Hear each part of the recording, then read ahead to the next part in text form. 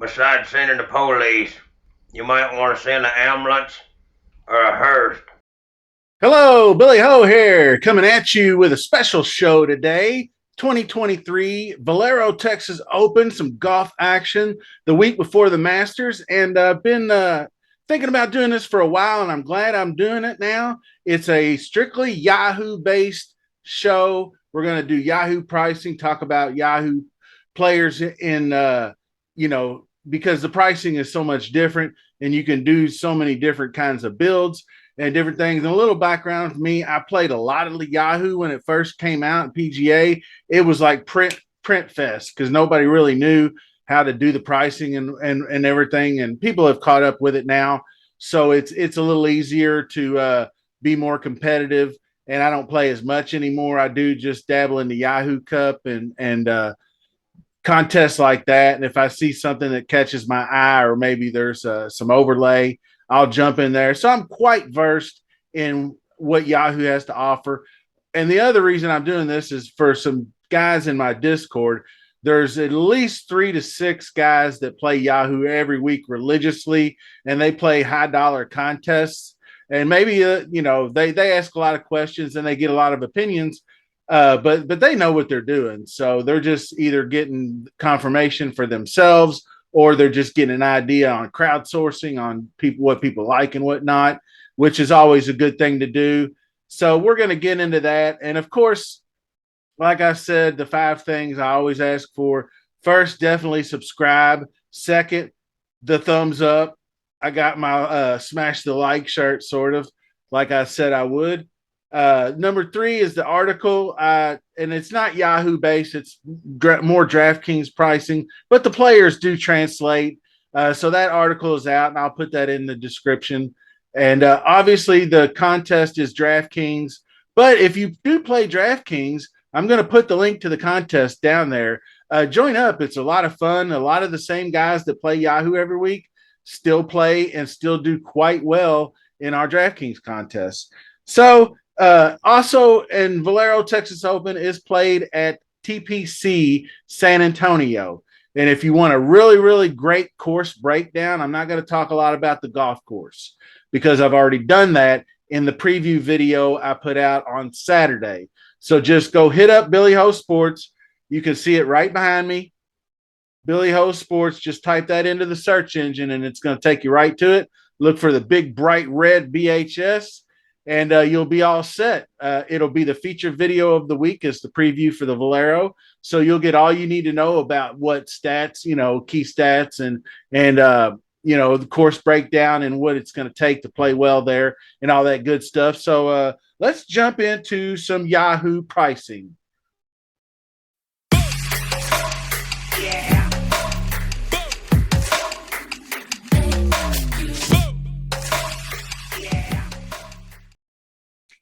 I really don't have a whole lot of different screenshots and different things to show you. So we're just going to pull up the Yahoo page here and we're just going to kind of go down the pricing. As you see, you get a budget of $200, which is your salary cap, and it's $33 average salary per player. It's pretty generous. What I usually like to do is I usually like to play like the team jam them in philosophy, is where I try to get 2 to even 3 of these guys up top, because if you just plugged in the top 2 guys, you're already down to $28. But say you wanted Ricky, now you're down to 23. You can jump down and pull off a couple of $20 players and then get you a mid-range mid 20s type player. So that's a good way to do it. But this week I'm actually going to focus a little bit more balanced. I jotted a couple things down on a few notable players right now. Terrell Hatton, keep an eye on it. He had a hand issue. It was 20 minutes before tee off. A bunch of people saw it last week. He got beat. He didn't look too good, really, honestly, at all, at a course that he normally plays well at, and probably a group that he should have gotten out of, but he didn't. So he was having some problems with his hand. He did it on the range beforehand. He kind of got like a stinger where he got like a nerve or something, and he kept fiddling with his hand and whatnot. And that was right before he teed off. So, hey, props, shout out to the dude for gutting it out and playing his rounds because it evidently got better. So I don't think it's a huge issue. But the couple of things that I'm looking for when I go through here is on the balanced approach, I'm trying to look for win equity, first of all, good course history, and players who do well at the Masters because they kind of set this up since Valero is right before the Masters every year for the past few years. They kind of set it up, maybe shave around the greens. The greens are undulating. They are POA, but they are undulating and they're a little bit on the slow side, so they're not quite the same. But there are some similarities to the skill set required. So it kind of does translate because like a couple of years ago, Corey Connors won. He's got a pretty good Masters record. Siwoo Kim's got a decent Masters record, and he plays sometimes fairly well. And Hideki's the other guy. He withdrew after going out to an 0-2 start at match play, and he's been complaining of that neck issue again. You'll get his translator out there, and he's like, "Oh, I'm no good this week. My neck, I can't do much." And then he goes out and plays, and he's been mediocre. And he's not. I'm not a big fan of Decky at sub 100%, but you will love his ownership because if you want to take a shot on him, he's probably going to be as the lowest owned guy in the 40s. You can flat guarantee that. I'll put my mama on that one. But keep an eye out because he might be looking to withdraw. He withdraws from more tournaments than Jason Day ever did. So keep an eye on Decky because he used to withdraw even before this neck injury. He just, if he wasn't feeling it, he'd be like, I'm out. The other guy, Ricky Fowler, this is our last chance for old pretty Ricky to get in the Masters. If he does not win this golf tournament, he doesn't play in the Masters, which, some people, Jason Day didn't play in the Masters last year. You just go back and put the work in, and he'll be right back in the top 50 next year. I mean, big deal. He's going to miss one Masters, so whatever. So anyway, the win equity guys up here, I like the most. Obviously, Corey Connors has won here before. I just mentioned him. He kickstarted his career here with the Monday qualifying 2019 win. He also has a good Masters record. He's probably the best ball striker in this field because Hideki's been a little down lately. So I'd put him at the best ball striker. His putting and around the green game, I like him around the green here. He doesn't fail as much when the greens are shaved down like they are here at Augusta. And he puts better on these slower POA type greens. So I'm okay with him. I'm actually okay with Hatton. His skill set fits, even though he has no history here, and he has very little Texas history anyway. But he's long and accurate off the tee. He's got a good short game. He can putt. His Masters record's not really great. He's not a fit for the Masters for some reason. So I don't know if that's going to translate here or not. He's probably not a guy I'm going to get to up here, but Siwoo Kim is. He's got a good Masters record. He's played well here before, and he can definitely get her done. And of course, this is my combi from Golf Betting System. Actually, I had to take a little brief break there to find this so I can show you Siwoo Kim. Pretty solid record here. 13th, 23rd, 4th. This has got the best course history that I know of because it goes back over a decade. And so you can see Terrell Hatton's never played here. Decky WD last year. So, look out for that. I think the man needs a week off if he wants to go play in the Masters. He has no business being out there. So I'm already Xing him out. A couple of 17ths for Ricky back when he was still decently Ricky. So I'm not mad at playing Ricky this week at what, the $42. He might be a little bit popular, but that's okay. So like I said, Siwoo, a couple other guys down here, Kirk and Kuchar. I got Kuchar at $38 on Yahoo. It's a good price for Cooch at this course, I think. $38. I mean, he could be a $40 golfer. He's got good record. He's got good pass history at the Masters, even though he missed the last two cuts there. But he's a good all-around player. He played pretty well got out of the group 2-0-1. He kicked Siwoo's ass in the round 3 of the group play. So, Kuchar's coming in here dialed in. He used to be old backdoor Cooch. He backdoored top tens left and right at Masters. So I'm digging him. Nick Taylor's popping in the model, but I'm not really seeing it. I'm a fan of Nick Taylor. Ryan Fox, obviously good. Brendan Todd, I'm interested in this week at $38. He's got a pretty good record here, and he's playing. His form's all right. You got Riley Pendrith. If he can straighten the driver out, Pendrith might be an option. Uh, but getting down here a little bit further, JJ Spawn was a guy. I think he's $34. That's a great price for the defending champ. But Hazenhout, I'm not really sure about Seabez here. Ben Taylor, he really turned me off, although he looks like he's a good fit.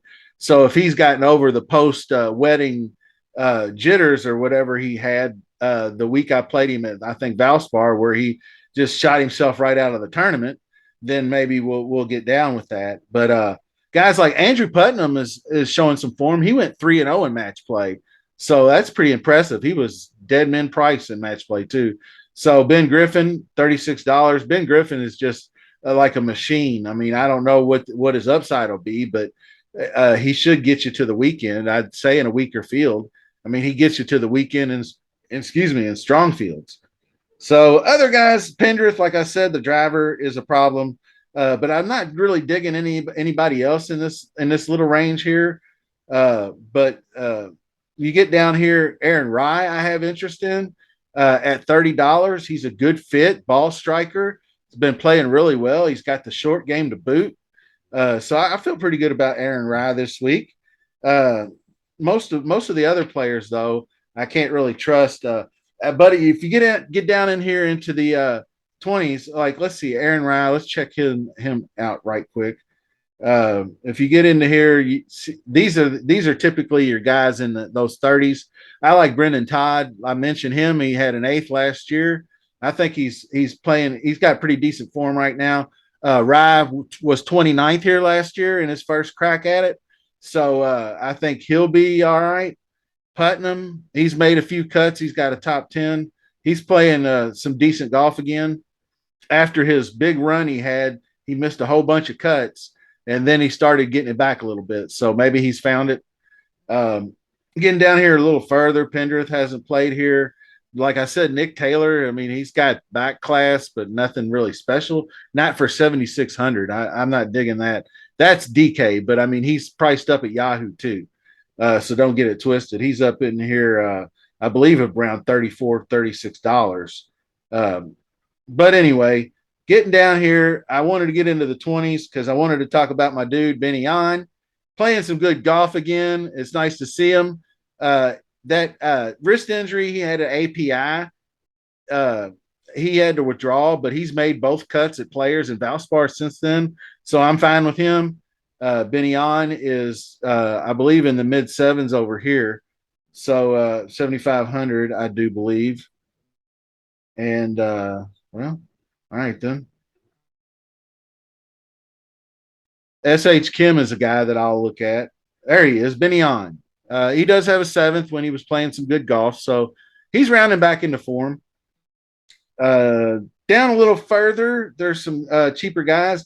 I think Bramlett might be all right here. He's long off the tee. He's been playing some good golf this season. Adam Shank, I think he's past that near miss at the Valspar. He's had a week off, and he's playing all the golf he can before the baby comes.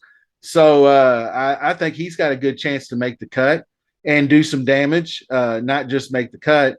Pearson Cootie, he's long off the tee. I don't know yet where I land on him. Patton Gadzire has a decent history in Texas alone. So does Ryan Palmer.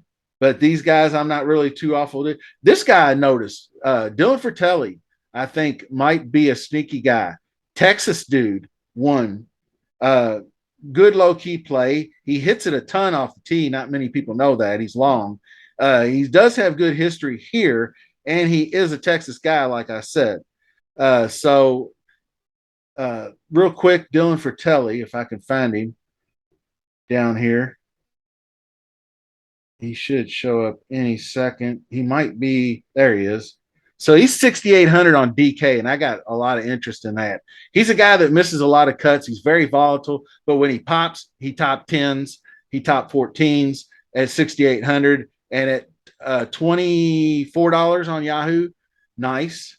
Ben Martin, $23. I'll keep playing him all day long.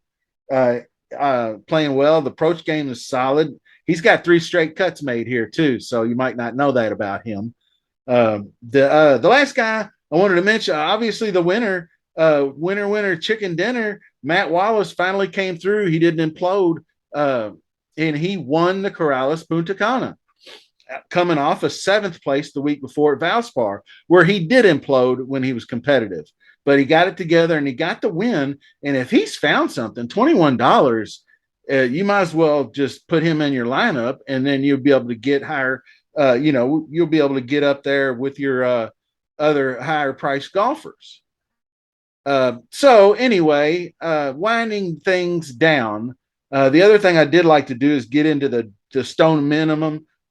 So Matt Wallace, I think could be a top 50 type player. So maybe he has found it. $21, can't beat that. Some dead flat men players, and I'm just going to run these off before I get out of here. Jimmy Walker has shown up. They call him Walker Texas Ranger. He's a guy that plays well in Texas, and he's made a couple of cuts this year out of nowhere. Nobody will be playing Jimmy Walker, either side. Scott Piercy, that every time I trust that guy, he fails me, but maybe he won't fail you. He's a guy that sometimes shows up in Texas. Nate Lashley's got some form. Kevin Tway has decent history here, and he's been making a lot of cuts lately. He's wild with the driver, but he's long with the driver, and he can make cuts. So Chesson Hadley, very volatile, but the dude can score when he's on. Matthias Schwab, not Schmid, Schwab, Stump the Schwab. He showed up last week at the Corrales, and he's got some decent history here. I think he might be all right. Tyler Duncan, T. Dunks, Kramer Hickok, and Sam Stevens showed up at Corrales Punta Cana, and he's a dead flat minimum. So maybe take a look at him and see if he'll do you any good. But that's going to do it for the Yahoo show. I hope you enjoyed it. And I'm coming up with the DraftKings show with David here in just a little bit. So until then, we'll see you soon. Appreciate you watching. Let's get those subs up. I want to hit 300 before the Masters. I don't think I'll do it, but I got about 19 to go. So help a brother out. Peace.